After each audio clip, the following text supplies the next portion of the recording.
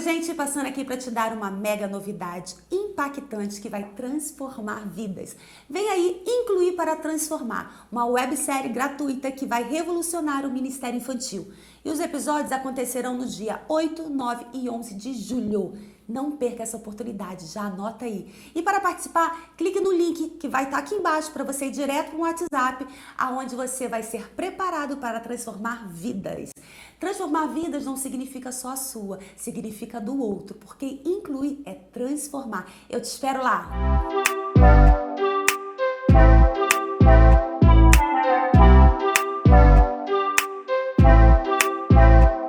Ele poderia ter entregue esse diagnóstico há 6 anos atrás e eu surtar. A inclusão é sobre amar, é sobre amor. Não sabe o que fazer? Ame. Bem-vindas, bem-vindos ao Voz das Mães, que é um projeto que tem como propósito ensinar, educar e acolher todas as mães, sendo elas típicas ou atípicas. Eu sou a Natália Lopes, mãe do Vini, nosso milagre, e hoje eu tenho a honra de receber a Aline Santos, que ela é mãe da Maria Eduarda e do Luca, é pastora da inclusão da Igreja Batista Atitude e líder no Atitude Kids. A Aline, eu tava super ansiosa de ter você aqui no programa com a gente. E obrigada por aceitar participar do Voz das Mães.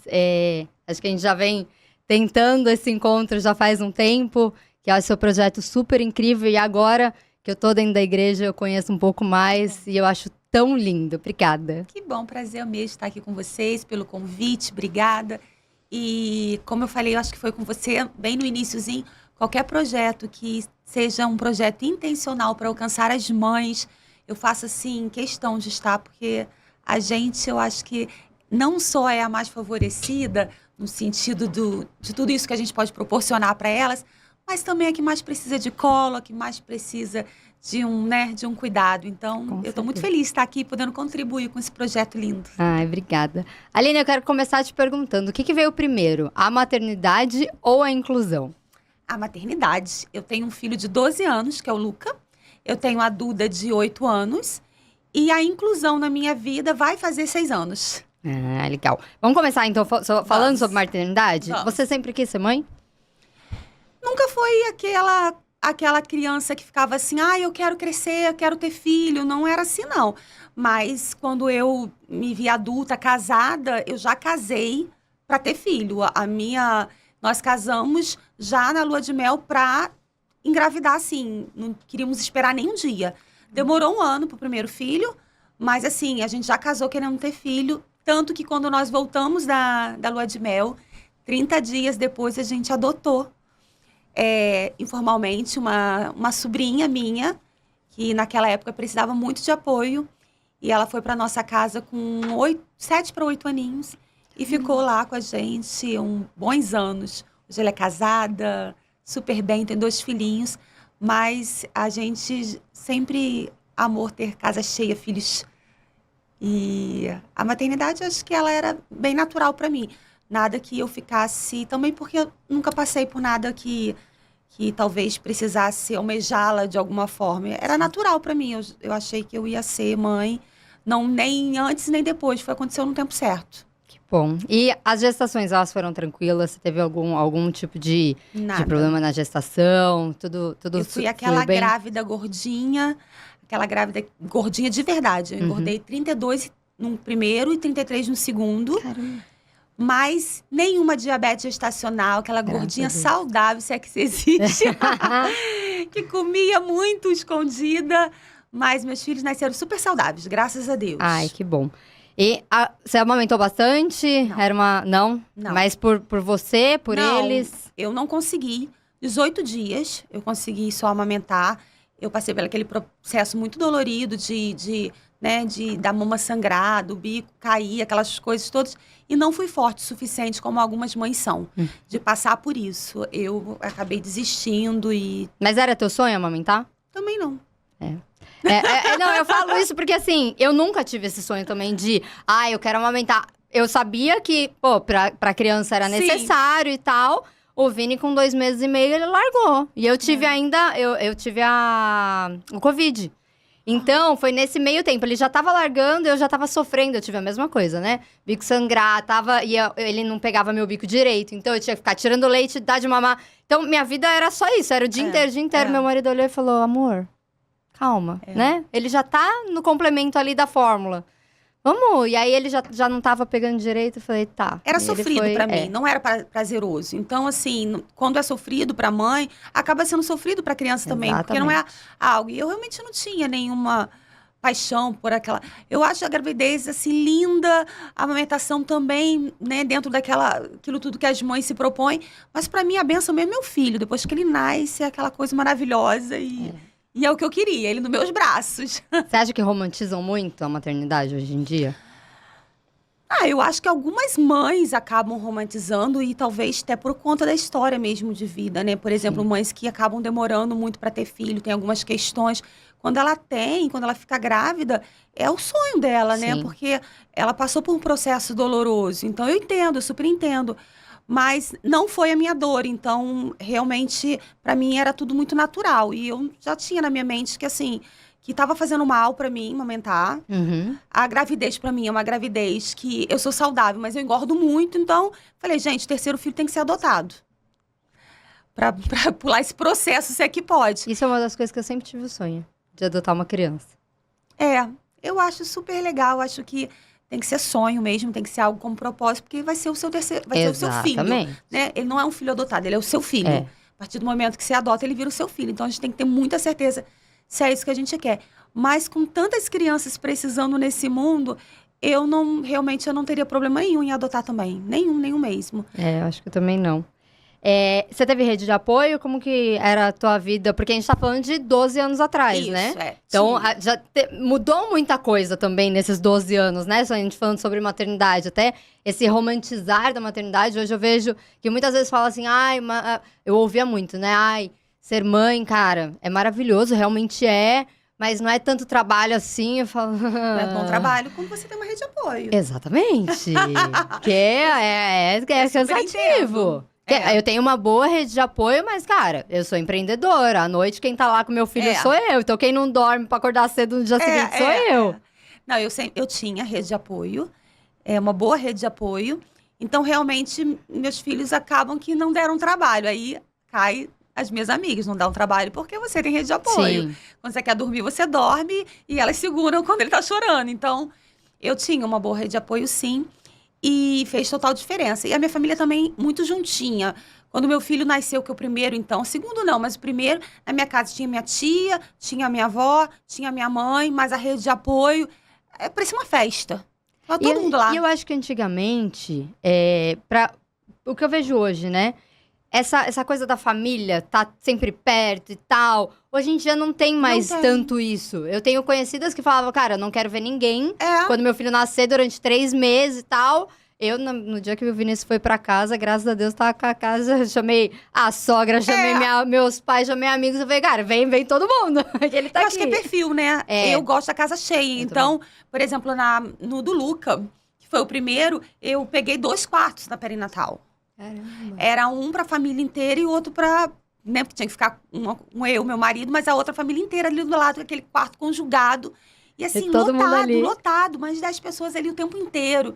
Então, assim, eu gosto disso. Mas eu tenho amigas que, não, Deus me livre, dentro de casa não. Visita só depois de 3 meses. Eu também querem curtir aquele momento ali, né? Eu falava assim, no primeiro mês, aí meu marido, a gente falou, a gente não vai querer ninguém pra dormir aqui e tal, porque até a gente quer conhecer, pra ver como que é e tal. Passou um mês, a gente falou, vamos ligar pra minha sogra. Ô, sogra, vem pra cá, vem ajudar. Porque, cara, você não dorme, é um monte de coisa. Empresários, empreendedores ali, precisando voltar a trabalhar. Eu voltei a trabalhar com 2 meses. Então, não tinha como. Precisava dessa ajuda aí, porque senão não ia rolar, não. Eu acho agora, por exemplo, meus filhos com maiorzinhos, né? Eu acho agora muito mais necessário prestar atenção nessa rede de apoio do que antes. Em que sentido que eu tô falando? Por exemplo, hoje, eu prefiro que não tenha ninguém na minha casa no final de semana. Por quê? Porque se tiver, eu acabo me apoiando. E não faço o que tenho que fazer. Porque a rede de apoio, ela é perigosa. Ela é perigosa. Ela pode roubar a sua maternidade. Então, quando eu tive Luca, eu não era cristã. Eu não tinha nada a ver com o Ministério Infantil, então, assim, era um outro tipo de pensamento. Tá. Com a Duda já foi totalmente diferente. Eu queria, que eu ensinasse tudo. Eu queria que eu ali ensinasse o primeiro versículo, que eu fizesse o devocional. Uhum. E aí, nessa hora, a rede de apoio pode atrapalhar. Pode. Né? Realmente. Como você disse, empresária, chegava em casa cansada. E aí, se tem alguém para dar banho no seu filho, você pede para dar. Uhum. Você não vai falar, não, olha só, querida, fica aí que eu vou ali dar banho. Não, você vai pedir para dar. Por quê? Porque ela tá ali, é muito fácil para você. Exatamente. Quando não, você pega e você é obrigada a fazer. E isso gera vínculo, isso gera... Só que hoje eu penso assim. Quando o Luca nasceu, eu não pensava. Sim. Então, a rede de apoio era super necessária. Hoje eu já penso um pouco diferente. E você tá dizendo uma coisa que eu tô passando por isso. Todas as vezes que eu precisava, às vezes umas 3 vezes por semana, falava pra minha mãe, a babá vai embora, eu falava, mãe, consegue ficar com o Vini? Porque eu preciso trabalhar até mais tarde e tal. E minha mãe sempre falou, cara, eu não tenho problema nenhum de ficar com ele, mas você não acha que tá precisando ali, você tá com ele em algum momento? Ontem foi um dia que eu falei, olha, depois de, 2, 3 semanas, eu falei, hoje eu vou precisar ficar até mais tarde trabalhando, então preciso que você pegue ele, só que eu não tinha visto ele acordar. E aí ele falava assim, mamãe, papai. Minha mãe falou, cara, ele só pede vocês. Eu falei, é isso? Por quê? Porque dá o horário da menina ir embora, eu assumo meu marido. Um dá banho, o outro dá comida, e a gente vai ali dividindo, até porque os dois eu acho super importante, o pai também tá nesse momento, junto com a mãe. Ali é o momento da família. Claro. E é o que a gente fala tantos, né? Nós nos tornamos empreendedores porque a gente queria realmente construir nossa família e ter nosso filho ali, que a gente pudesse estar com ele. Sim. Então, aí a gente fala, cara, se é pra eu ficar longe dele, trabalhar que nem louca, eu prefiro ir pro CLT. Porque aí ali eu tenho meu dinheirinho tudo certo. Porque eu tenho ali meu dinheirinho certo, mas aí eu não tô curtindo meu filho. Então a gente falou, não, a gente precisa realmente retomar a nossa vida pra ficar ali pertinho dele. Então eu vou te dizer com experiência, aproveita muito, muito. Com o Luca eu não aproveitei, não fui tão intencional até os 6 anos por conta disso, por conta de ter uma mega rede de apoio. E eu não tinha a visão que eu tenho sobre criança, sobre filho, sobre maternidade. Então as coisas iam acontecendo. Hoje não, com a Dudinha foi totalmente diferente. Hoje é totalmente diferente. Eu tenho sim uma rede de apoio lá em casa, mas finais de semana, principalmente, dá uma certa hora, vai todo mundo, porque eu vou ter que botar para dormir, eu vou fazer devocional, quem ora sou eu. Se for para fazer uma comida gostosa, quem vai fazer sou eu. Eu não posso dar esses momentos tão legais que vão marcar a vida do meu filho para outra pessoa. Exatamente. Sabe? Teu filho quer comer um macarrão grudento lá, e aí você vai falar pra menina fazer. Ela tá marcando a história do teu filho. Sim. Não vai ser esse macarrão, sabe? Não vai ser o seu nome citado no dia que ele falar pros amigos. A minha mãe faz o macarrão mais grudento e mais gostoso. Ele vai falar, a minha babá faz o macarrão. Verdade. Então, acaba roubando isso. Hoje eu tenho esse entendimento. Então, hoje eu sou muito intencional, muito. Eu sou até demais. Mas porque eu conheci a maternidade à luz da Bíblia. E isso foi bem depois. Foi no nascimento da Duda, não do Luca. Cara, isso é tão importante, porque a gente realmente... eu tô vendo a minha história aí. Porque são várias coisas que a gente deixa passar e a gente fala, não, cara, pô, eu podia estar nesse momento. E eu tava até conversando com algumas amigas esse final de semana sobre colocar ou não na escola, né? E eu falei, então, por enquanto, eu não quero. Se eu tenho a possibilidade de ter uma pessoa na minha casa, meu escritório é na minha casa, tô com ele a todo momento, cara, eu vi os primeiros passos dele, eu vi a primeira palavra que ele falou. Então, isso, pra mim, é maravilhoso, porque eu tenho uma história que meu filho poderia não sobreviver. De repente, eu tenho uma história que eu tô acompanhando tudo pra ele. É lógico que, assim, a gente sabe que nem todo mundo pode ter isso. Nem todo mundo tem essa possibilidade, mas graças a Deus a gente tem e eu faço merecedora disso, sabe? Eu vou atrás e quero ficar perto dele. Eu falei, não, se eu puder deixar pra ir pra escola com uns 2 anos, 2 anos e meio, 3 anos máximo, eu vou colocar lá na frente. Meus filhos entraram com 2 e pouquinho. E mais porque eu pensei na questão da socialização. Não precisava, poderia ficar em casa. Mas até isso tem que ver, né? Porque você trabalha em casa, então é menos... Pior, porque você tá em casa e ele tá ali, tá com a babá, mas tá com você. Eu não. Eu tinha que sair. A minha empresa era fora. Então, eu ficava o dia inteiro fora e quando eu voltava. Então, pra ele ficar o dia inteiro sem mim com babá, é melhor ficar na Tá na escola. escola, é. Uma escola boa, que vai ajudar, né, na socialização. desenvolver. Isso. A partir de 2 anos, eu acho que é Sim. né, pra quem pode, eu acho que tem que pelo menos segurar 2 anos em casa ali. Mas a partir de 2 anos, pra mim, ia ser muito melhor pra ele estar num colégio, onde ia trabalhar todas essas áreas, do que em casa só com a babá, que vai ficar fazendo o quê? É. Vai dar televisão Lá, pra eu moro criança. num prédio hoje que a gente até mudou, até por causa do Vini. Tipo, morava numa casa, a gente falou, não, vamos pra um prédio que tem uma estrutura de uma brinquedoteca, tem mais criança ali, a gente tem uma amiga que é de frente, que tem a filha com a mesma idade do Vini, então, e que ela ajuda muito o Vini a andar, que então, legal. isso é legal, porque assim, tá socializando bem, mas se não tivesse, eu teria esse mesmo pensamento, Mas cara, você tá em casa. E você tá em casa, então tá ali, mas você, vem cá, vai ali, dá um cheiro. É diferente daquela mãe que sai. Eu saía, meu marido, ele tem uma empresa, eu ia pra empresa. Então, assim, ficava muito tempo fora. Sim. E aí, eu optei por com 2 anos, botar os 2. É uma decisão difícil. Eu ainda não tenho essa coragem, não. Não, mas enquanto você puder segurar, segura. Não, eu quero segurar bem. Segura. Me conta uma coisa, Aline. Você tem um filho de 12 anos, 12. Luca. E a Maria Eduarda, 8. 8. Como é educar um filho e uma filha? Ai, gente, totalmente Muita diferente. diferença? Totalmente diferente. A gente só acredita mesmo quando vem a maternidade, porque antes as pessoas falam e você fica sem nada. Sim. Não, os filhos são totalmente diferentes. Personalidade diferente, linguagem de amor diferente. Meu filho Luca, ele é o servir, sabe? Ele é serviço total. E a Duda é toque. Nada a ver um com o outro, sabe? Ela é teatral, ela, sabe? Ela faz disso daqui uma novela em 5 segundos. Ele não, ele é contido, ele é, sabe, é na dele. Assim, totalmente diferente. Eu também fui intencional na idade deles. Quando eu tive o Luca, eu queria que tivesse uma diferença grande um do outro, de 5 anos. Isso foi proposital.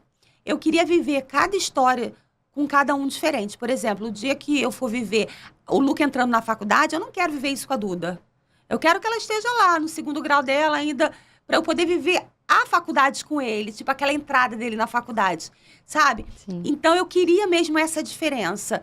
Então, isso acaba que é bom pro meu propósito, que era realmente viver uma história de cada vez com cada um, mas acaba que ele tem uma diferença grande, né? Sim. Além de ser menina e menino, um tem 12 e a outra tem 8. É a história então, da minha casa. não querem brincar juntos, brigam o tempo inteiro.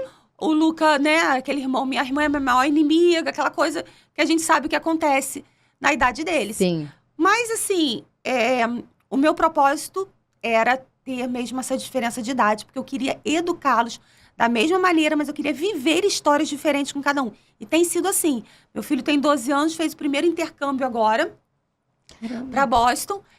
E foi super legal. A Duda tá brincando de boneca. Sim. Nem sonha em fazer isso. Então, eu queria isso. Eu queria.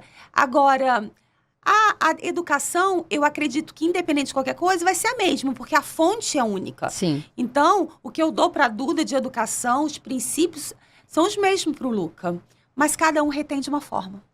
Mas você acha que a educação de menina para menino tem muita diferença? Do que você tem que mostrar pra menina, principalmente no mundo que a gente tá hoje em dia, né? De qualquer coisa, da gente ter medo. Eu tenho eu sempre tive muito medo de ter mulher, porque falo, cara, eu não sei se como que é e como é educar um homem hoje, um menino, pra ele se tornar um bom homem também, né? Porque hoje em dia a gente vê cada coisa no mundo que dá medo. Então, como que é essa diferença de criação de menina pra menino por causa do gênero mesmo? Sim, eu acho que tem detalhes que vão ser diferentes. Claro que a menina, a gente tem um cuidado bem, bem diferenciado, mas o que mais vai fazer diferença, na minha opinião, e é o que é aplicado na minha casa, é a intencionalidade de que a Duda, ela é forjada à luz da Bíblia, mas quem conduz mais ela sou eu. Tá. O Luca, ele é forjado ali à luz da Bíblia, mas quem conduz mais ele é o Sandro. Tá. Então, lá em casa, quem senta com o Luca à noite para fazer devocional, para poder falar de Deus, é o Sandro. E quem senta com a Duda sou eu. Tá ouvindo, né, Rosa? Então, é intencionalidade. Tem que começar a fazer com o Vinícius. Que hoje, quem faz com o Vinícius as orações sou eu. Homem tem que fazer com homem. Menino tem que sentir o cheiro e o abraço e o afago do pai. Menino criado com mãe, cheirando muito mãe, onde o pai fica, né, trabalhando para ganhar dinheiro, a chance de dar ruim é muito grande. Menino precisa sentir o pai. O Luca, ele não pode se sentir tão à vontade de falar determinadas coisas para mim. Ele tem que falar com o pai dele. E algumas coisas que ele fala, eu corto. Falo assim, opa, vai resolver isso com seu pai. Homem se entende com homem. Apesar de eu ser mãe dele, sabe? Então, eu sou muito intencional. Você vê, assim, uns cúmulos, assim, por exemplo, o Santos já chegou uma época, um dia que eu vi ele no carro e eu vi que ele tava com flores. Eu dei uma carreira, cheguei até ele e falei assim, desculpa, estraguei a surpresa, mas divide esse buquê aí, você vai entrar lá e vai entregar 2. Um pra mim e um pra Duda. Porque ela depois, ela não vai querer ninguém que dê menos do que isso pra ela. Então, eu sou bem intencional. Sim. E acho que o que faz diferença na educação ali, tem diferença. Óbvio que tem diferença, a educação da Duda. Eu saio com a Duda, eu tomo chá com a Duda, eu vou pro shopping com a Duda. O Sandro vai pra luta com o Luca. Ele vai, né, viajar agora com o filho com um monte de homens. Então, assim, é diferente. A cabeça do menino é uma cabeça mais imatura. A menina, a Duda, dá nó e pingo d'água. Tem essa diferença, Tem, né? De menina, tem. mesmo mais nova. Eu acho que isso, eu e meu irmão, nós somos 5 anos e meio de diferença. Aí. É praticamente isso que você tá falando. E eu acho super legal, porque assim, tem uma diferença, mas tem também o cuidado. Meu irmão, quando era mais novo, ele sempre teve esse cuidado comigo, da irmã mais nova, da Sim. proteção. Isso eu acho muito interessante também, do O menino irmão ser mais cuidar. novo, mais velho. Ele sempre foi assim, desde pequeno? Sempre. Hoje em dia não é mais tanto, não. Mas Porque de pequeno era. o Luca, ele ainda não é. Ele ainda quer dar cascudo na irmã. Mas eu acho que é a idade. Eu acho que é a idade. Tinha ele uma vai fase, aumentar. imagina, meu irmão quebrou meu dedo de lutinha. É bem isso, Mas né? eu acho que vai ter uma fase que vai... muda, A gente trabalhou 8 anos juntos depois. Olha, depois que ele me legal. chamou, ele falou, cara, vem trabalhar comigo. Mas porque eu acho que tem isso. Tem uma hora que você fala, tá, tipo, acabou, não precisa mais brigar tanto. É, isso aí. Eu acho que é maturidade, né? Que pro menino demora um pouco mais pra vir. Né? Eu vejo o Luke e a Duda tem 8 anos e ela, assim, dá um banho, às vezes, nele, sabe? E ele tá lá no mundo da lua e ela vem e engole ele, se deixar. Ela é uma... Mas ela é uma águia, é assim...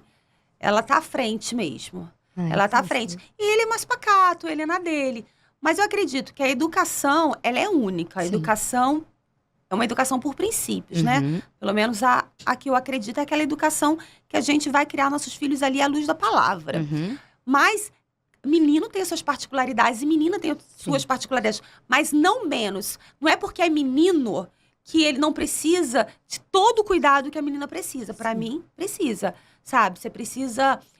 por exemplo, o homem tem que sair com o seu filho sozinho, levar um papo de homem para homem. Do mesmo jeito que eu vou para um salão com a Duda, o pai tem que ir fazer alguma coisa com o filho. Não é tipo, a menina precisa de todo esse carinho com a mamãe e tal, mas o menino deixa aí que ele vai se virando. Não vai. Só que são diferentes, né? A gente tem que entender ali o gênero diferente, né? Mas eu acredito, assim, que é basicamente você alinhar dentro da sua família, dentro da sua casa, aquilo que você acredita. Eu acredito que menino tem que ser forjado pelo pai. E menina tem que ser forjada pela mãe. Acho importante. Mas você tem trocas com ele também. Tipo, sim. Normal.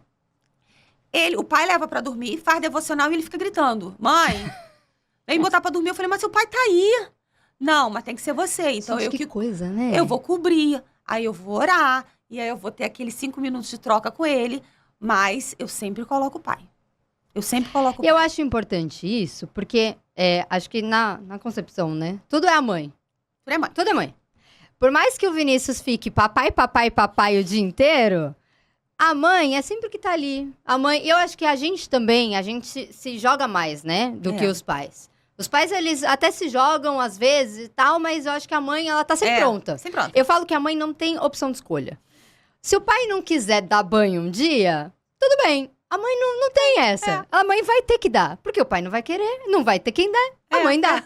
Então eu falo, a mãe não tem opção de escolha para as coisas. Mas eu acho legal colocar essas coisas. Eu e o Robson, a gente tem muito essa troca. De, eu faço isso, você faz isso. Porque eu acho que os dois têm que fazer as duas coisas pro filho. Porque, cara, é uma coisa compartilhada, não é uma ajuda, é o que todo mundo fala, ainda mais né? tem né? Exatamente. Tem que os dois fazerem isso Não, mesmo. vocês dois é bom que também divide, né? Não fica uma carga, senão você também é tudo em cima de você. Mas é que eu acredito mesmo que o menino, ele tem que ter o pai como o seu campeão, sabe? Não pode ser a mãe. Sim. Na minha opinião, não tem que ser a mãe. Tem que ser o pai. Eu sou a mãe dele. Eu sou aquela que vai estar ali sempre. Mas o pai é o campeão.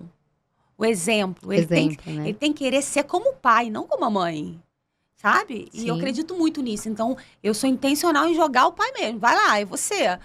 Me perguntaram uma vez assim, mas você não fica com ciúmes que o Vinícius só fala papai, papai, papai? Eu falo, não, cara, é o pai dele. É isso aí. Por que eu vou ter ciúmes do pai dele? Não faz o menor sentido. Pra mim, eu quero mais é que ele ame mesmo e que não precise ficar Sim. só comigo, que eu não possa fazer as minhas coisas, que o pai consiga fazer dormir, sair com ele, ficar o tempo todo com ele, sem eu precisar estar junto. Eu acho super importante isso, porque às vezes a ligação do pai é mais longe, não é tão perto Sim. e tal. E eu sempre quis que o Robson estivesse ali perto dele. Os meus filhos ficam o tempo inteiro, mãe, mãe, mãe, os dois, mãe, mãe. Teve uma vez que eu surtei, a gente tava numa viagem.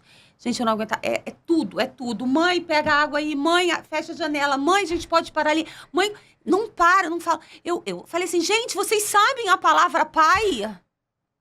Chama seu pai. A partir de agora, tá proibido falar a palavra mãe até chegar nessa viagem. Aí eles esqueciam, pai, tá chegando. Pai, a gente pode parar pra comer? E eu cala, porque não para. Os meus filhos é mãe, mãe o tempo Mas inteiro. aí quando você fala, você segura? Seguro. Vai firme. O firme. Porque tem aquela coisa de... Não. Vai falar com seu pai, tá bom. eu falo. Não vou não. Não. Vai lá, vai Vai falar lá. com seu pai. Até porque eu não aguento. É mãe, mãe, mãe o tempo inteiro. Os dois. Mas o menino é bem chegado ao pai. Eles agora vão fazer amanhã. Eles vão fazer uma viagem juntas, só de homem. Então, assim, eles têm uma parceria muito legal. E o coração Só tão da mãe? homenzinho, né? Não, Tá tem que ir. tranquilo? Vou ficar com a Duda, vou viajar com ela também. Isso é bom. Vamos falar sobre a maternidade atípica? Vamos. A inclusão. Você não é mãe atípica e começou com inclusão. Como que foi isso na sua vida?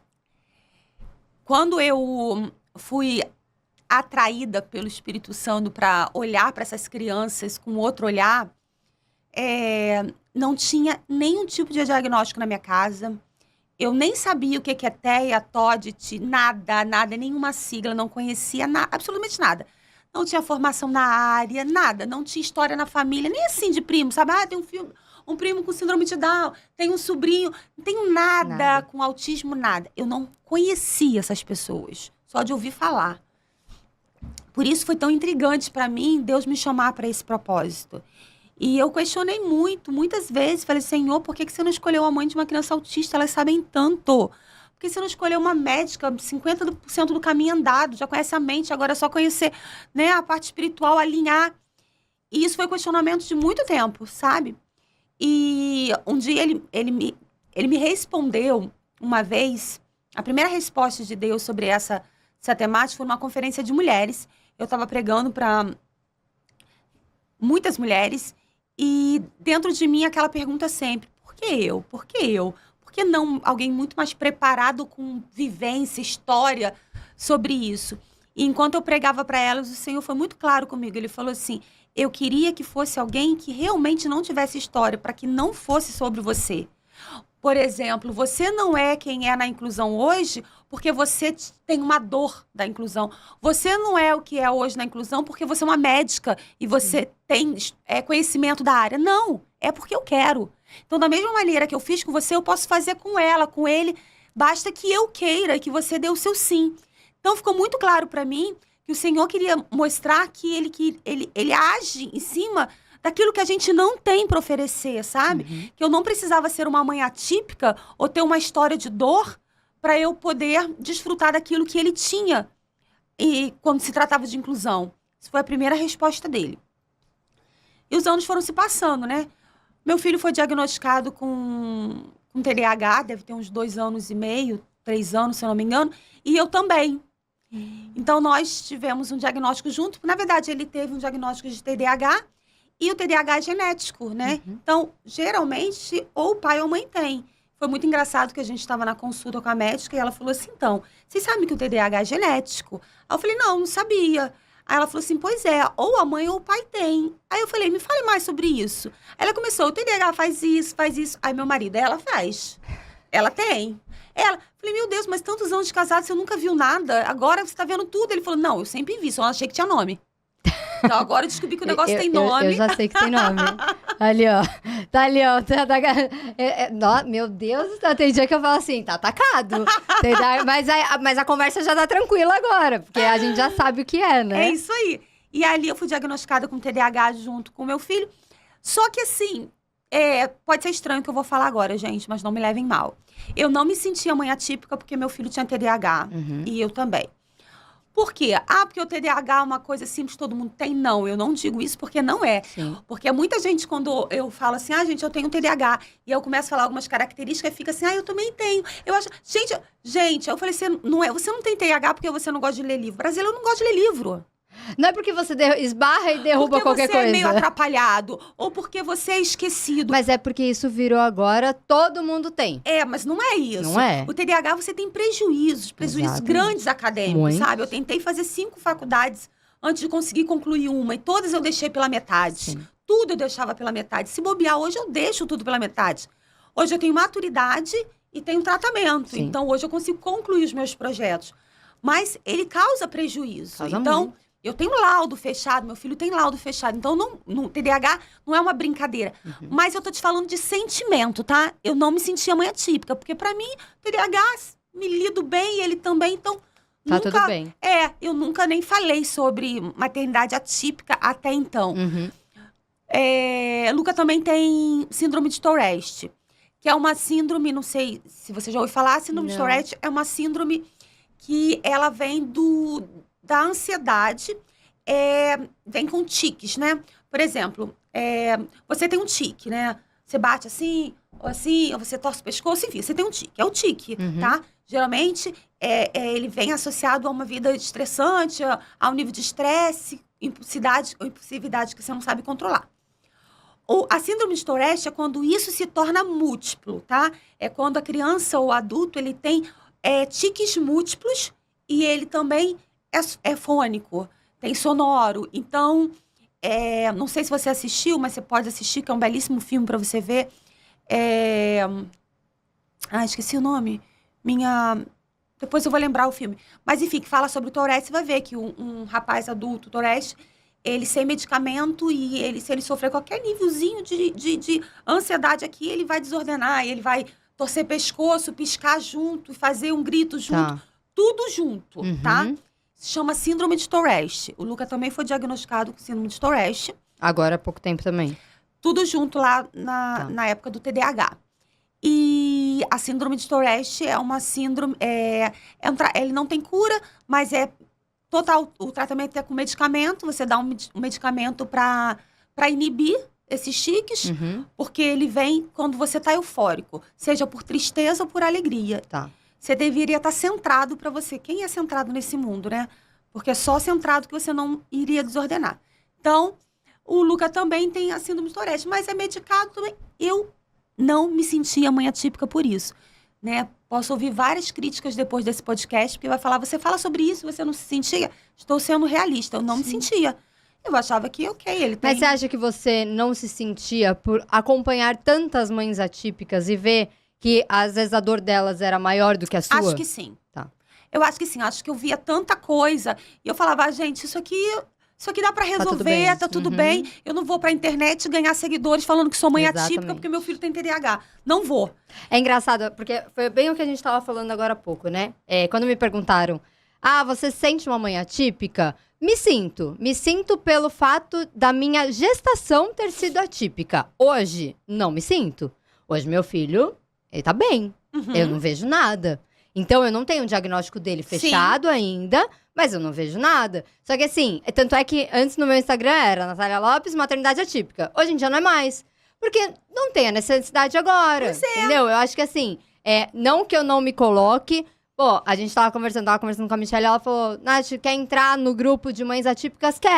Quero porque eu acho que o projeto Voz das Mães tem muito pra agregar. Eu quero aprender porque eu não sei o que pode vir de diagnóstico. E quando vier o diagnóstico, se ele tiver alguma coisa, eu tô sendo preparada. Então eu tô ali bem. Agora, não. Não é aquela coisa que eu olho pro meu filho e falo, eu acho que ele tem alguma coisa. Não tenho esse sentimento. Exatamente. Eu acho que eu era isso. Eu acho que eu não consegui viver. isso vendo como uma maternidade atípica. Então, eu não falava sobre isso. Na verdade, eu nem dizia se era ou não se era, porque as perguntas para mim eram sempre muito diretas. Você tem filho autista? As pessoas não perguntavam se eu tinha maternidade atípica. As pessoas queriam saber se eu tinha filho autista. Uhum. Eu falava, não tenho. É Eu não tenho. porque eu acho que o autismo, ele cresceu muito, né, ultimamente. É maior demanda. Então, todo mundo olha a maternidade atípica como a maternidade do autismo. E não é assim. Não. Até porque a gente vê várias doenças raras. Várias síndromes, várias coisas que acontecem que a gente nem imagina. E eu acho muito legal essa parte da inclusão, porque você trata... A inclusão lá na igreja é de tudo. Tudo. Independente do que seja. Se seu filho sofre um luto e naquele dia ele não tá afim de estar na sala, porque ele tá triste, pra mim, ele faz parte daquele dia da inclusão. Porque eu vou ter que tratar ele de forma diferente. Sim. Eu vou ter que trazer ele de forma diferente. Eu vou ter que incluir ele de forma diferente. Porque ele tá triste, ele tá enlutado. Uhum. Então, pra mim, inclusão, ela é tudo. É incluir aquela criança. É olhar pra ela e ver o que ela precisa. O que ela tem de diferente, que naquele dia pode ser pontual, mas que eu preciso incluir. E a inclusão é sobre tudo mesmo. Eu acho que, assim, tem essa parte de denominações, né? Uhum. Então, a maternidade atípica é só aquela mãe que teve um filho autista ou que teve um filho com tal.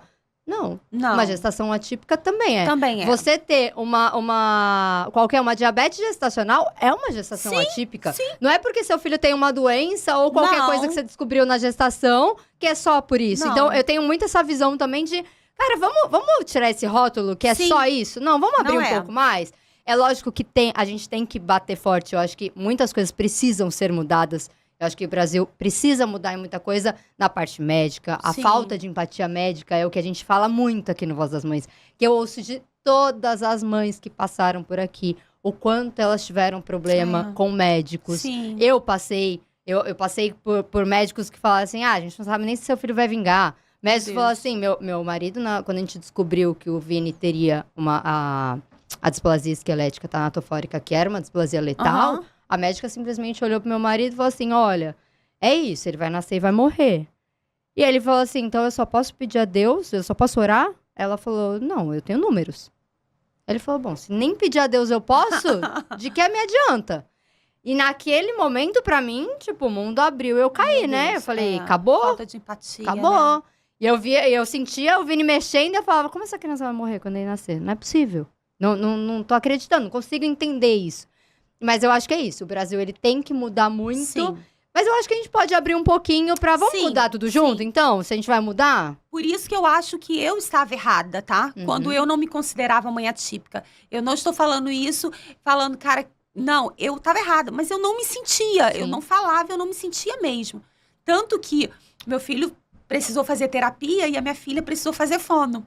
E eles estavam numa clínica, né? Estão numa clínica até hoje para fazer terapia, fono, essas questões. E eu lembro perfeitamente o dia que uma mãe, a secretária me ligou e falou assim, pastora Aline, a Cecília, que é a dona da clínica, pediu para eu te ligar para perguntar se pode colocar você num grupo de mães da clínica. Falei, claro, pode. E aí deu 5, 10 minutos, me chega um grupo, mães atípicas, grupo dedicado, alguma coisa assim. Surtei. Falei, eu não sou mãe atípica, não tem nada a ver eu estar nesse grupo. E eu falei, meu marido estava do lado, e falei assim, olha que grupo que me colocaram, nada a ver, eu vou sair agora. Ele, calma, você é uma pastora, eles te conhecem, vai ficar super feio, você fala sobre isso. Falei, mas não tem nada a ver, eu tá aqui, eles estão fazendo fono, terapia, tem nada a ver. E eu super chateada, por quê? Porque caiu um negócio ali que não desceu bem, o rótulo não desceu bem. E eu lembro como se fosse, cheguei na igreja, eu falei, Wilson, nada a ver, olha só, me colocaram num grupo aqui de mãe atípicas. Tem nada a ver, eu não sou mãe atípica. Aí o Wilson olhando pra mim assim, a minha pastora falou assim, você tá acostumada a lidar com elas, né? A não ser como elas. Aí eu falei, pois é. E aquilo me desceu assim, eu fiquei assim, meu Deus, eu sou... Demorou pra cair a ficha? Demorou. Eu falei, meu Deus, eu sou... Aí eu falei, meu Deus, eu tenho que pregar pra mim. Porque tá difícil, eu tô pregando pros outros, mas não tô vivendo. Eu tenho que pregar pra mim. E aquele dia já me deu um estalo de eu falar assim, gente, eu preciso pregar pra mim. Parece que eu tô, né... Eu não tô vivendo aquilo que eu falo pra elas. Exatamente, você tá recusando. Tô recusando. E ficou um tempo ali, aquele negócio meio estranho. 6 meses atrás, eu fui pra Nova York quando? Eu acho que... A gente tá em setembro? A gente tá em agosto. Em agosto, no início do ano. que eu fui para Nova York. Para fazer um trabalho lá. Vou explicar por quê. No início do ano, uns 6, 7 meses atrás, eu estava com uma mãezinha, e a mãezinha falou para mim sobre um médico, um ebiatra, que existe aqui no Rio de Janeiro. Ebiatra? Ebiatra, eu falei, nossa, mas tem um aqui no Rio de Janeiro? Ele falou assim, tem, é único. O que é um Ebiatra ebiatra? é um médico que é especializado em adolescente. Geralmente ele vem da pediatria, tá? A formação dele é pediatria. Uhum. E aí se especializa em neuro, em psiquiatria. Ele é bem cheio de currículos. Não é essa palavra que eu quero dizer, mas eu quero dizer que ele tem muita bagagem. Tá. Ele tem uma base ali de pediatria, mas ele tem que ter bastante ali bagagem. Por quê? Porque ele vai se especializar nessa camada ali. Geralmente vai pegar de 10 a 20. Só que ele Interessante. só pega essa camada, então ele é muito top nela. Só que ele geralmente ele responde por tudo. Uhum. Ele, por exemplo, a criança que é tratada por um ebiatra, ela não precisa do neuro. Ela não precisa do psiquiatra. Ele responde por tudo. Ele dá laudo, ele faz tudo. Interessante. Por isso que esse cara, quando você acha ele, é um achado. Uhum. Ele é muito bom. Sim. E ela me falou de um desses. Eu falei assim, sabe de uma coisa? Cansada do Luca tomando esse remédio pra TDAH, pra isso. E eu, agora eu vou falar como mãe, Aline, dentro de mim, quem me conhece, eu sempre falava, esse menino é diferente. Tem um negócio desse menino diferente. Nada, bobeira, não tem nada nele diferente. Mas Mãe sente, né? Mãe sente. Tinha um negócio, sabe? Uma literalidade fora da curva, sabe? Tem umas coisinhas ali que não dá um hiperfoco em algumas coisas. E eu ficava assim.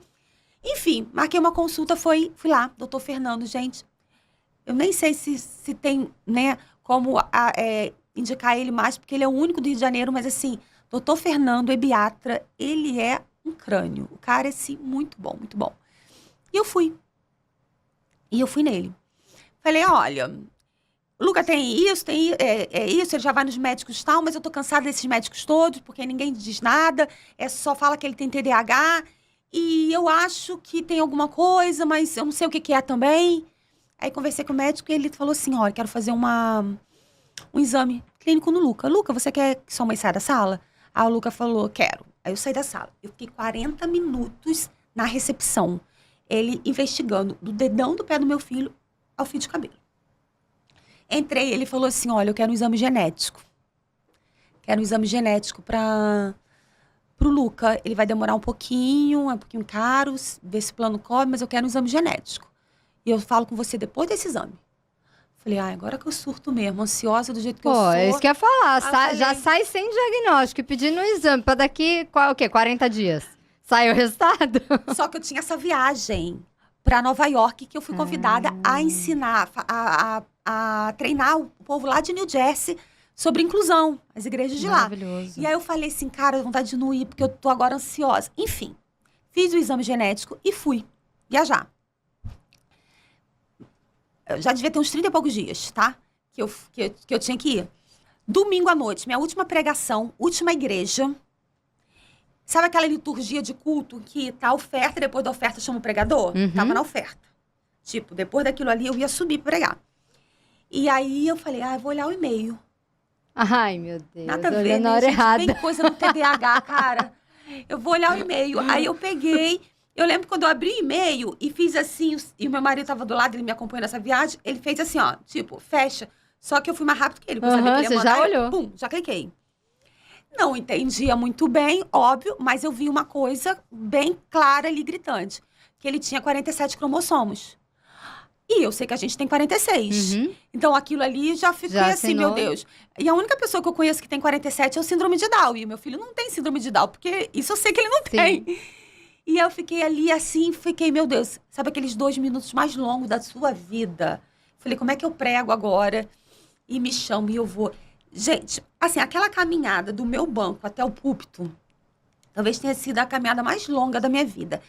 Vinha tanta coisa na minha cabeça, mas tudo muito rápido. Sabe Sim. aqueles flashes assim? Uhum. E algumas coisas eu lembro. E eu lembro perfeitamente que o Senhor me trouxe, nesses minutos, muito rápido. Aquele poema Pegadas na Areia. Sim. Que eu já não lembrava há muito tempo. E ele me trouxe Pegadas na Areia. E aí, claro que eu lembrei daquela parte em que eles estão caminhando e ela né, se sente sozinha, pergunta onde Deus estava. E ele fala, quando você não me vê do teu lado, é porque eu estou no colo. Só que eu não me senti dentro desse contexto de Deus estar do meu lado ou não estar do meu lado. Eu me senti no colo. É como se ele estivesse me levando para aquele púlpito no colo. Coisa muito rápida, muito louca. E eu fiquei assim. E ele só falava assim para mim. Ei, isso já existia. Mas eu te dei uma faculdade de 1 ano antes de te entregar. Tu sabe o que fazer. Tu é privilegiada, tu sabe o que fazer. A maioria recebe e fica Não sabe perdida. nem o que... Eu te dei uma faculdade, cada gabinete que você fez com uma mãezinha era uma matéria. Tudo muito rápido, eu fui recebendo aquilo. E eu falei assim, é isso aí. Eu sei o que fazer. Não sei o que é ainda, mas eu vou saber o que fazer. E eu subi, preguei, e foi uma bênção. E voltei pro Rio. Peguei o meu filho e fui no doutor Fernando, né? E aí eu falei, doutor Fernando, tá aqui. E aí o Luca tem uma síndrome, que é uma síndrome genética, que se chama síndrome de Klinefelter. É uma síndrome que ela não é uma mutação, porque é pós-fecundação, tá? Tá, Depois que fecunda ali, entrou um Yzinho a mais. tá. No cromossomo 23, que vira o par de 46, onde vai estar XY, vai estar XY. É um cromossomo feminino a mais, que é o Y lá. E eu vou deixar... Eu não gosto de expor o Luca, mas quem quiser depois pesquisa a síndrome de Klinefelter. É uma síndrome bastante desafiadora, porque ele tem dentro do contexto, dentro do grupinho ali do Klinefelter, dentro dele vai ter o TDAH, que eu já tratava, tá tudo ok. Tem um transtorno ali que tem que ser trabalhado, pode ser um transtorno de conduta, enfim. É um combozinho, tá? Mas o tratamento, ele se dá a uma vida de agora em diante, né? Pelo menos ao ver dos médicos, de agora em diante. Ele vai ter que entrar num tratamento hormonal para bloquear, porque esse Hormônio feminino faz algumas questões sérias no corpo do menino. Essa é uma síndrome muito rara, 1 a cada 10 mil, e só dá em menino. Tá. Então, ela dá algumas questões físicas. Então, eu tenho que entrar com esse bloqueio para que ele cresça e se mantenha ali num corpo, né, masculino, um corpo... Ela também tem uma questão de esterilidade muito séria. Então, é uma síndrome séria, bem séria. E que eu descobri tem 4 meses. E agora eu me sinto uma mãe atípica. E como ficou a Aline? Não vou mentir. Não ficou bem nos primeiros dias ali. Meu marido ficou melhor do que eu acho. Então, ele fingiu bem. Porque o homem é assim, né? Quando ele vê que você vai cair, ele não cai. Ele segura. Ele segura, porque... Então, assim, ele me mostrou um homem de muita fé, né? Falou, ei, você tá esquecendo daqueles homens e mulheres na Bíblia que viveram coisas muito parecidas? Então, fortalece. Isso é o que o homem diz, mas a história do Luca é dita por Deus. E a gente vai fazer tudo o que for preciso para que a nossa parte se cumpra. Mas Deus sabe do que vai ser. Confesso que algumas questões nessa síndrome me deixaram um pouco sem paz, né? Sim. Principalmente, né? Construir família e tudo mais. Mas, assim como Deus fez com Abraão, com Sara e com muitos outros, eu creio que o Luca, ele vai ser mais uma história de testemunho para ele e para mim, né? Vamos viver um dia de cada vez. Eu prometi para mim que eu não vou ficar pensando no que vai ser. Eu tenho que decidir que Golias que eu vou matar hoje. E hoje, o Golias que eu tenho que matar é tratamento hormonal que eu tenho que fazer, que é sério, que a gente vai ter que aí, né, precisar de um bom tempo até que o médico consiga equalizar, achar a dosagem certa. Então, é uma coisa que a gente vai viver por um bom tempo. Eu tenho que ajudar meu filho na parte da escola, eu tenho que ajudar meu filho. Então, assim, eu tenho que caminhar com meu filho hoje, naquilo que eu preciso ajudar ele hoje. O que vai acontecer daqui a 15 anos? Primeiro que a medicina também muda, né? Sim. E nosso Deus... É o médico dos médicos. Não muda. Agora, deixa eu te perguntar uma coisa. Como ficou essa dualidade entre você, dentro de você, da Aline pastora, a Aline mãe, com tudo isso que você vive da inclusão e a fé? Como ficou a fé? Porque, assim, a gente traz muito isso, né? No Voz das Mães, a gente fala muito sobre fé. Independente de religião, a fé, eu acho que tá em todos os episódios que a gente fala. Sim. Todas as mães falam sobre isso. E aí, você foi colocada à prova. Sim. E como ficou? Então, Depois daqueles 3 diazinhos ali, foi rápido, tá? Uns 3 dias de luto, de choro, onde que realmente eu não queria falar, não queria conversar e eu precisava ter aquele momento meu, como eu falo para alguns paizinhos, às vezes em gabinete eu falo, você tá precisando voltar para casa, se trancar no quarto e chorar e gritar. E não tem problema você perguntar para Deus porque eu, faça tudo o que você tiver que fazer, ele é Sim. seu pai, ele vai te ouvir. Sim. Mas depois você enxuga sua lágrima, abre aquela porta e vai amar seu filho. Não existe segunda opção.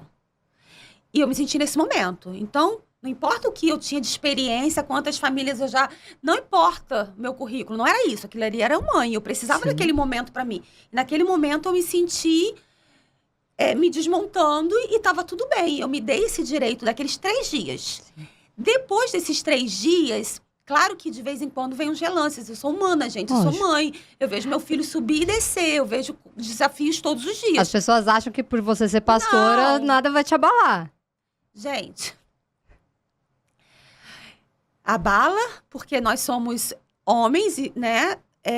Mas abala até a página 15. Sim, Porque aí entra a fé, exatamente. né? E eu, depois desses 3 dias, eu me levantei e falei, não, eu me sinto privilegiada. O Senhor criou um caminho para mim. Isso foi muito forte em mim, tá? Sim. Foi muito forte esse cuidado de Deus na minha vida. Porque eu me senti cuidada. Ele poderia ter entregue esse diagnóstico há 6 anos atrás. E eu surtar.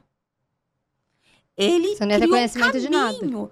Lembra a minha pergunta lá atrás? Porque eu, Aham. o Senhor criou um caminho até chegar até aqui. Pra falar, pronto, aqui. Agora você não surta mais. Você sabe o que fazer. Você sabe qual o caminho. Você tem fé. Ele criou tudo isso pra mim. Eu sou privilegiada. Sim. Então eu me senti muito amada e muito cuidado por Deus. E eu não consegui. E eu só precisava agradecer. E eu agradecia a Ele. Falava, eu preciso, né, que o Senhor me instrua no que fazer, mas eu tô agradecida, porque eu sei que isso já existia. Sim. E se eu não soube antes, era justamente porque o Senhor tinha propósito nisso. Uma pessoa até falou pra mim, você fez uma pergunta, você acha que você ia aceitar o desafio da inclusão se esse diagnóstico tivesse vindo antes? Provavelmente não. Eu ia falar como muitos falam, eu já tenho meu problema, por que eu vou querer outro? Eu tenho um filho pra cuidar, por que eu vou querer outro? Uhum. Então Deus criou todo um caminho até chegar lá. Mas falando de fé, eu preguei segunda-feira no Preciosas. Ai, que eu queria tanto ter ido, não consegui. Mas eu tive assiste uma live, vou aquela assistir. palavra. Eu tive uma live, mas estarei lá. Foi muito boa. Cada Setembro eu pastora tô lá. falou um pouco sobre a mesa. E eu vou falar o que Deus falou comigo, né? Que tem a ver com fé. A mesa é para nós, Uhum. sabe? Você não precisa marcar dia nem hora para estar à mesa com seu pai. O Senhor está sempre na mesa te esperando. Só que diferente do que algumas pessoas pregam, a mesa nem sempre é um lugar de comunhão e alegria. Ela também é um lugar de preparo. Eu sempre tive a mesa com o pai. Mas talvez eu estivesse esperando um bom alimento. Eu estivesse esperando só o abraço, só a alegria. E na verdade ele estava me preparando na mesa. Jesus, quando estava ali prestes ao seu maior desafio, que foi a crucificação, ele estava na mesa com seus discípulos. E ele estava ali num banquete com eles, preparando eles para o que viria. Uhum. Então, mesa é lugar de preparo. O Senhor estava me preparando. E a pergunta que eu me fiz e que eu fiz a algumas mães foi: você acredita que existe uma mesa farta e um banquete no deserto? Existe. Existe. Existe. Existe.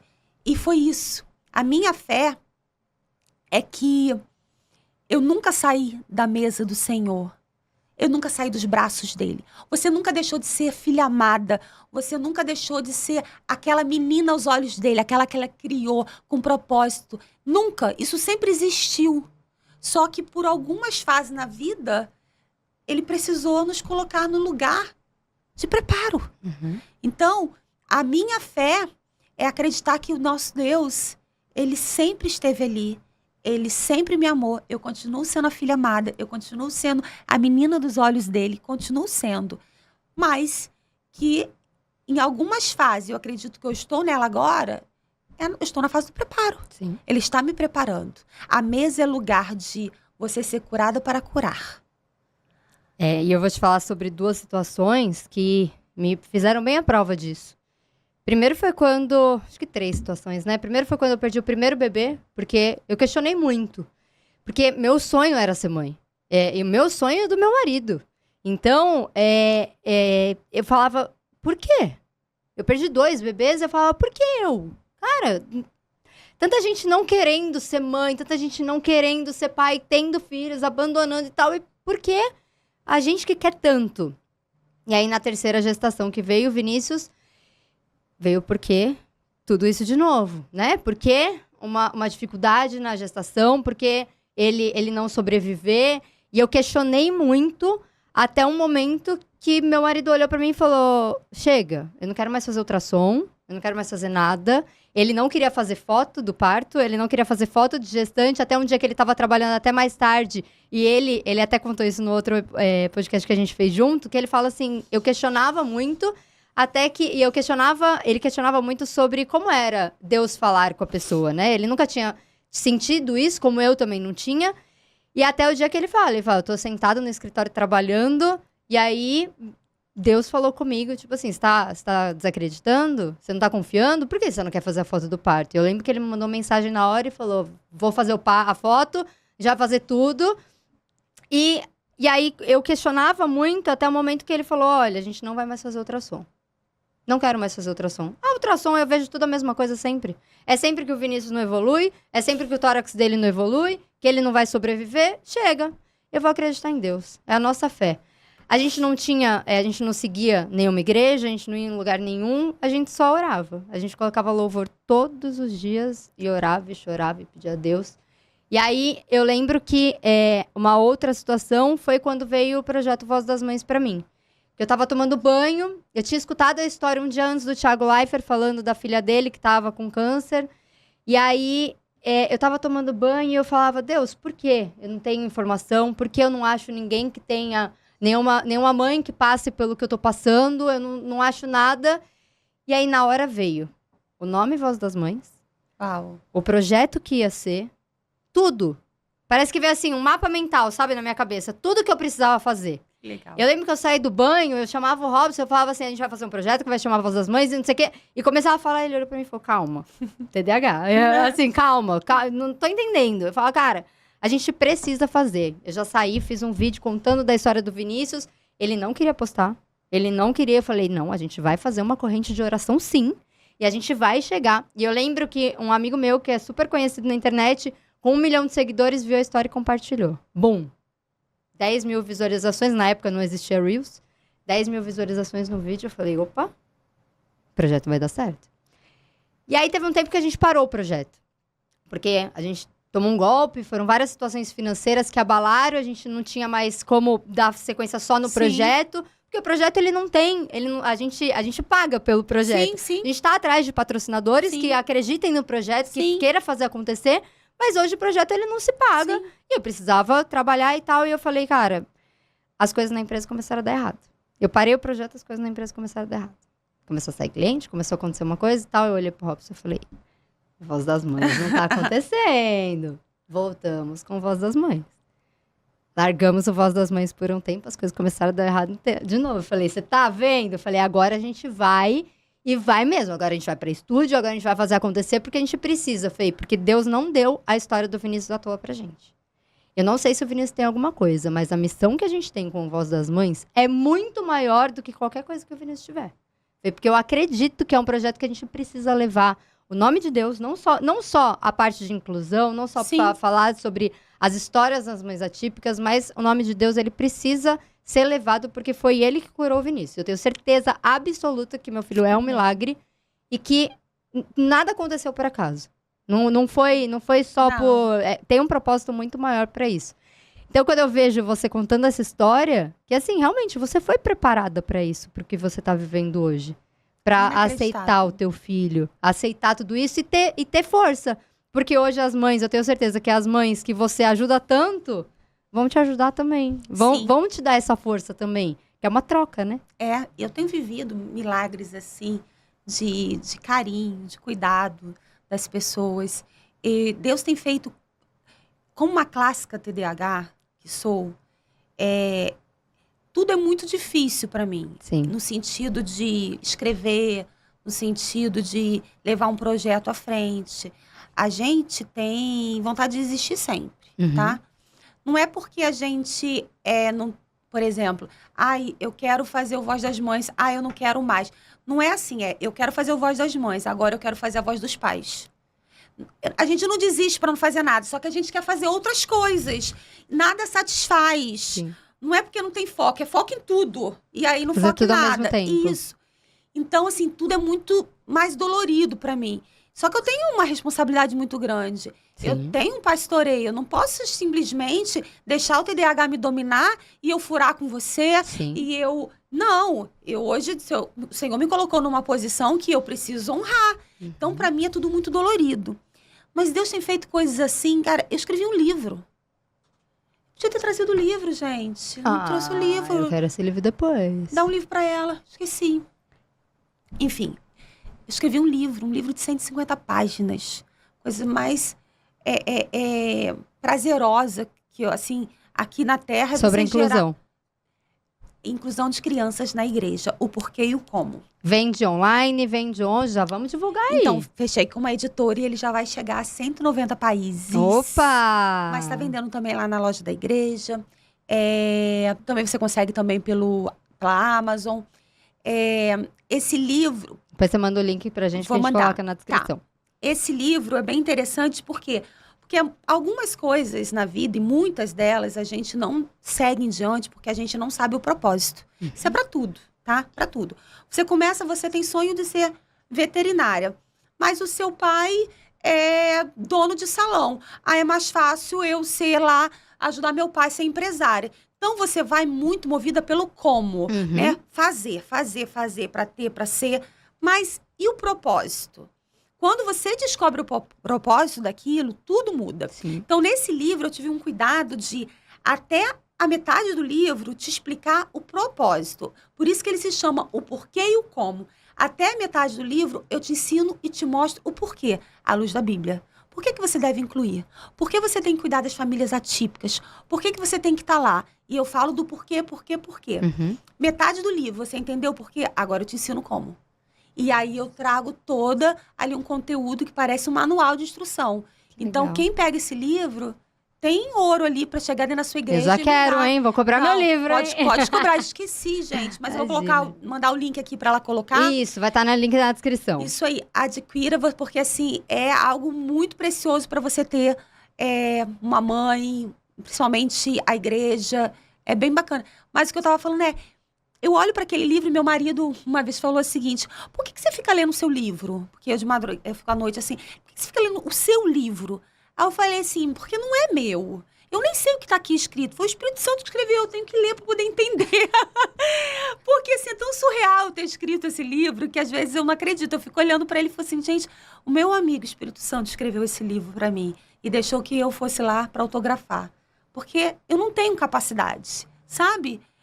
Mas ele tem feito coisas tão... Gente, Nova York, como assim? Para falar de inclusão.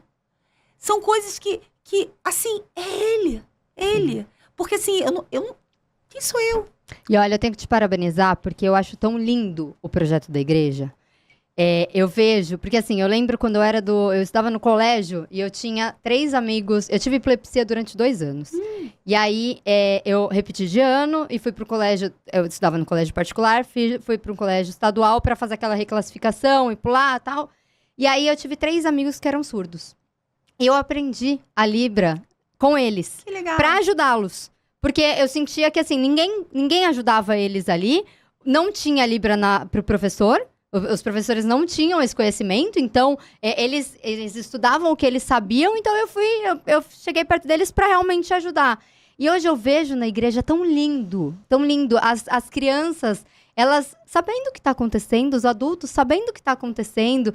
Eu acho que é um projeto tão bonito que eu acho que isso a gente precisa passar para frente. Não pode ficar só na atitude, não pode ficar só nas igrejas. Eu acho que todo mundo precisa abrir essa consciência, e não só para o deficiente auditivo, mas para todas as deficiências, todas as síndromes que a gente tem, né? Porque é uma coisa... E eu quero muito te parabenizar, porque é muito bonito mesmo.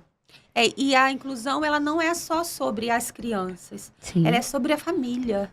Porque quando você inclui uma criança dessa dentro da igreja, quando esses pais veem que realmente o seu filho não está lá para fazer um número, mas ele é amado, ele é pastoreado, quando ele vê isso, essa família também fica na igreja. Então, eu ia chegar nesse assunto de família. A gente teve uma psicóloga aqui que ela trouxe pra gente, depois a gente até fazendo alguns estudos, a gente viu que mais de 70% dos pais abandonam as suas famílias Sim. por causa Maior índice de divórcio. por causa de um diagnóstico de uma criança com alguma deficiência. Como você trata isso lá na igreja? Então, a igreja precisa chegar antes, né? Uhum. Por isso que a gente precisa fazer um trabalho ali. A Michele, ela é um braço meu com as famílias, ela e o pastor Sérgio, porque para a gente poder acolher mesmo essas famílias. Porque a maioria delas estão com questões no casamento. Sim. Existe um hiato entre você olhar para o seu filho e ver que ele está agindo diferente, tem comportamento diferente do irmão, está um pouquinho atrasado aqui. Desse dia até o dia que você vai num neuro e ele diz que seu filho pode ou não ter alguma coisa, tem um tempo aí, tem uma lacuna aí. E alguns passam por essa lacuna de uma forma mais tranquila e outros não. Geralmente, há um luto, há uma revolta, há uma negação, até o dia que você fala, peraí, o filho é meu.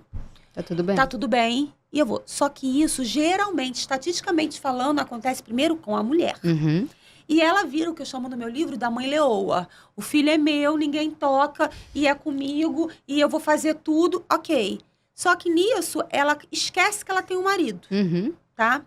O marido, geralmente o pai, ele tem ele vive mais ali naquele mundo, fantástico mundo de Bob. Ele demora um pouco mais para entender e ele quer fugir daquilo, sabe? Não é por maldade, não é porque ele ama o filho. Ele não quer ver o que está acontecendo. Sim. Porque ele sonhou em jogar bola com a criança que nasceu sem perna. Exatamente. Ele sonhou que o filho ia assumir o lugar da empresa e a criança não fala. Então, ele demora, ele tem um time diferente da mãe. Só que a mãe fica ali, aquela mãe leoa, o pai começa a sair 7 horas da manhã de casa para trabalhar, filho tá dormindo. Ele volta às 10, filho tá dormindo. Distanciamento, família, vai lá para baixo. Então, a igreja ela tem que chegar antes disso. Então, o meu trabalho é chegar ali quando aquela família tá recebendo o diagnóstico. E eles param no meu gabinete, pastora, tô aqui com não sei o que fazer, eu já amar essa família, sabe, integrar elas na igreja, dizer, vocês não estão sozinhos. Há vida após um diagnóstico. Sim. Há sonhos após um diagnóstico. O diagnóstico, um diagnóstico é uma sentença, muitas vezes dada pelo homem, que se você não souber o que fazer com aquilo, ela destrói uma casa. Exatamente. Só que quem sentencia a nossa vida é o nosso Deus. Então, esse fortalecimento a gente precisa levar para as famílias, que nessa hora elas não têm. Não. Elas querem entrar no buraco. E eu vou te falar como causa. Isso. Eu tive a possibilidade de sair do Brasil pra tirar meu filho. Tive. Mas eu falei, não. Não. Se Deus me deu ele assim, ele vai ficar aqui até a hora que ele quiser ficar. Se ele quiser ficar 1 minuto depois que ele nascer, ele vai ficar 1 minuto. Mas ele vai ficar 1 minuto comigo. Eu falei, eu não vou fazer nada. Eu não vou tirar ele daqui. Eu vou até o final. E eu sempre falei isso pra minha médica. E tinham... e minha médica, depois disso, né, eu falo que Deus mandou ela, assim, pra abençoar todo o nosso caminho, porque se não fosse ela, muita coisa poderia ter sido diferente. E tiveram médicos que falaram pra ela, Maíra, a gestação dela já, sabe, tipo, já tá acontecendo. Porque eu tive que retirar líquido, porque senão ele ia nascer. Ele nasceu quase com 23 semanas, depois com 33 semanas, e eu falei, não... mas tem que pagar. Tá bom, vou pagar. Deus vai... Sei de onde eu vou tirar, mas vai vir. É isso aí. Então vamos fazer. É muito dinheiro, é muita coisa. E o convênio, aí briga com o convênio. Aí tem toda a parte legal do negócio. E aí eu falei, vai ficar, porque senão... E aí, vou tirar? E aí, depois eu não sei o que poderia ter acontecido. Não. Ainda bem que você não... E olha que você não era nem da igreja, né? Não. Você nem foi por esse fins, né, de propósito. Não, mas eu fui depois exatamente por isso, que eu falei... Quando a gente começou a ir pra igreja, eu lembro que eu falei, eu precisava, não falava sobre religião. Eu falava, cara, pra mim, Deus é Deus e pronto. E pronto. Então, se você quiser pedir pra Deus pelo meu filho com a sua fé, eu vou ficar muito feliz. Então, independente de religião, vem com a gente e vamos pedir pra Deus que ele faça o milagre. E aí depois, quando eu comecei a entender um pouco mais, comecei a frequentar a igreja, a gente já ouvia louvores em casa que eu falava pro meu marido, você trocou o pagode pelo louvor? O que tá acontecendo? Aí ele achou o louvor de pagode. E aí eu falava, cara, é isso. E hoje eu me sinto completamente bem na igreja. Ai, A que gente bom. se batizou e eu falei, isso não é só por mim. Eu tô indo, não só por mim, mas também pela minha família, que eu acho que Deus colocou isso no nosso caminho. Deus não deu o Vinícius à toa pra gente. Então a gente tem uma missão aí pra seguir. A grande virada de chave é quando você descobre que a sua dor tem uma aliança com o seu propósito. Exato. Entendeu? E é o que vocês estão fazendo, é o que eu faço, que eu tenho feito. É pegar aquela dor, né, aquela tua história de vida e transformar num propósito. Eu lembrei agora de uma mãezinha que foi no meu gabinete com um exame. Em vez de você, uma pastinha de exame, colocou na minha frente e falou assim: esse exame aqui está dizendo que meu filho vai nascer com uma questão que talvez nem sobreviva. Eu falei, entendi. E aí? Ela falou assim, e aí o médico disse que eu tenho que fazer esse outro aqui, para poder dizer se realmente ele vai nascer ou não. Falei, entendi. E eu vim aqui para a senhora me dizer se eu faço o exame ou não. Falei, mas isso eu não posso dizer, né? Porque isso tem que ser uma coisa entre você e o seu marido. Cadê o seu marido? Tá em casa. Eu falei, vocês têm que decidir juntos. O que eu vou fazer é fazer você refletir um pouquinho. Se você faz o outro exame, você pode descobrir que seu filho realmente tem essa questão e com pouca chance de vida. E você vai passar 9 meses de uma gestação triste, acreditando que esse filho não vem para os seus braços. Se você fizer esse exame e pode também descobrir que não tem nada, e ok, vamos ser felizes. Agora, se você rasga esse exame e coloca toda a sua esperança no nosso Deus, toda a sua fé nele, eu acho que é a melhor opção, porque você vai descansar nele. Se vier com alguma questão, amém. Se não vier, amém. Né? Como diz lá em Jó, você me deu, você tirou, bendito seja o nome do Senhor. Agora, eu não posso dizer para você fazer isso, não. Você precisa ir para casa e conversar com o seu marido. E eu lembro que ela foi para casa e daqui a pouquinho chegou um vídeo no meu celular. Os dois rasgando o negócio. Nós vamos ficar por fé. Nosso filho. Então, assim, achei engraçado. Porque você vê o tamanho do conflito das famílias e por que elas te procuram, né? Então, assim, eu recebo histórias todos os dias. Saindo daqui, eu acho que eu tenho 4, se eu não me engano, gabinetes, até 9 horas da noite. E é uma história depois da outra. E todas elas girando dentro dessa temática, sabe? Você falou que vai no Preciosa, né? Que você costuma ir. Não, vou pela primeira vez. Tem uma mãezinha que foi no Preciosa no ano passado. E ela foi no meu gabinete tem alguns dias. E ela falou que no Preciosa do ano passado, ela... Na parte da manhã chegou a minha palavra, e quando eu comecei a falar, ela falou assim, ela é até legal, mas a palavra não tá me tocando, porque não tem nada a ver com esse assunto que ela tá falando de inclusão e tal. E ela levantou, e ela foi pra fora pra tomar café e tal, e voltou só depois da minha palavra. Passou o horário do almoço, voltou. Pra alegria dela, eu era a única preletora do Preciosa que falava 2 vezes, eu voltei pra falar tarde. Ela falou, não acredito que essa pastora de novo. Ela falou, não tem nem mais pra onde eu ir, não tô com fome, não tô com sede, vou ter que ficar aqui. E ela estava lá ouvindo a minha palavra muito contrariada e Deus falou para ela assim, preste atenção, seu filho vai ser especial. E ela disse que foi audível, que ela tomou um susto assim e ficou... E aí ela falou que acabou para ela, que é aí que ela não prestou atenção mesmo, que ela falou que ela acabou a conferência para ela voltou para casa, ela ficava olhando pro filho dela de 2 anos e ela não tá vendo nada no filho dela. Que loucura é essa? Ela ouviu isso e ela ficou surtada durante algumas semanas. Passou, esqueceu. Passou 1 mês e pouco, 2 meses, começam a chamar ela na escola, dizendo que o filho dela estava com algumas questões. Passou, aí começa, né? Investigação disso, daquilo. Enfim, tem uns 15, 20 dias atrás, ela foi no meu gabinete. Primeiro, para me pedir perdão, porque tinha ignorado. E segundo, ela falou que o filho dela tinha sido diagnosticado com superdotação. Né? O QI dele, acho que estava 156, algo muito alto, assim. E ela não estava sabendo lidar. Porque é tão, gente, é tão desafiador quanto o autismo. Não pense que é porque tem um QI lá em cima que tá tudo ok, que não tá, não. Ele não se encaixa nesse mundo. Eu e você, para ele, somos 2 idiotas, eternos idiotas, porque ele não compreende a forma assim, ele tá muito além disso aqui. Então, ela bem desesperada e pedindo ajuda, né, ali para essa caminhada dela. Mas eu achei muito interessante, porque olha como que Deus faz. dentro de uma conferência, ela ignorando totalmente a palavra, e o Senhor estava preparando ela para um diagnóstico lá na frente. Então, Sim. esse é o nosso Deus. Nosso Deus é um Deus de preparo, é um Deus que está com a gente à mesa, é um Deus que nos surpreende todos os dias, e não só com o diagnóstico, mas também com a cura. Por que não? Exatamente. Sim. E a gente pode estar com o diagnóstico na mão, mas a gente tem que entender que a cura também pode vir. E a cura não sempre é deixar de ser ou não um autista. A cura, para mim, não é eu pegar agora, fazer um exame genético, olhar lá e falar assim, ai, Deus curou, Luca tem 46 cromossomos, não tô nem aí para quantos cromossomos ele tem. A cura para mim vai ser daqui a 15, 20 anos, eu olhar para ele e ver o meu neto no braço dele. Isso é a cura. Essa é a cura por qual eu acredito.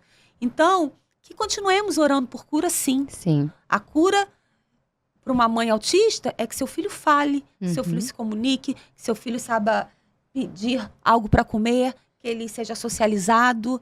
Não necessariamente que ele deixe de ser autista. Sim. Então, que a gente continue pedindo sim por cura, porque o laudo tá aí, a sentença tá aí, mas o médico dos médicos também. E é ele que conduz nossa vida, né? Ai, que delícia de papo. Aline, pra gente encerrar, eu queria te fazer uma pergunta. Qual é o verdadeiro significado da inclusão pra você? A inclusão, ela é servir. A inclusão é o amor, né? A gente precisa lembrar de quão limitado nós somos. Todo mundo é limitado em alguma área. Todos nós precisamos de ajuda em uma área. E a inclusão, ela nada mais é do que a gente olhar para o outro, enxergar a limitação dele e estar pronto para servi-lo.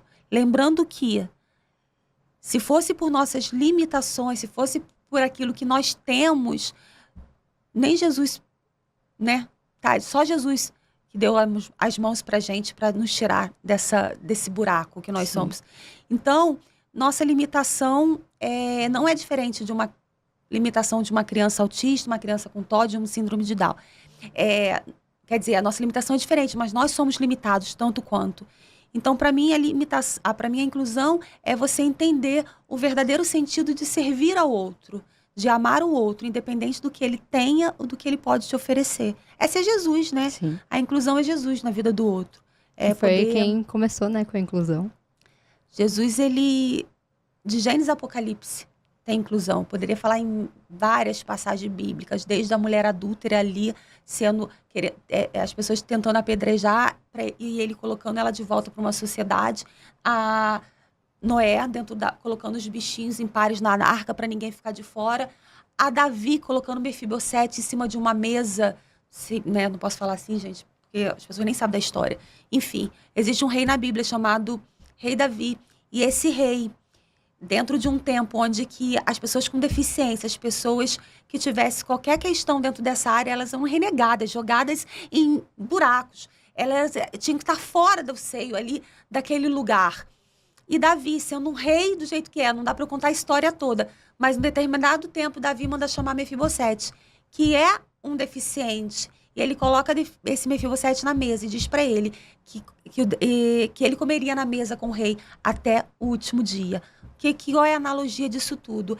Esse é o nosso Deus, aquele que coloca todos na mesa com ele. Sim. Independente do que você tem, independente do que você possa dar. Rei Davi, ele foi um grande exemplo pra gente na Bíblia, sabe?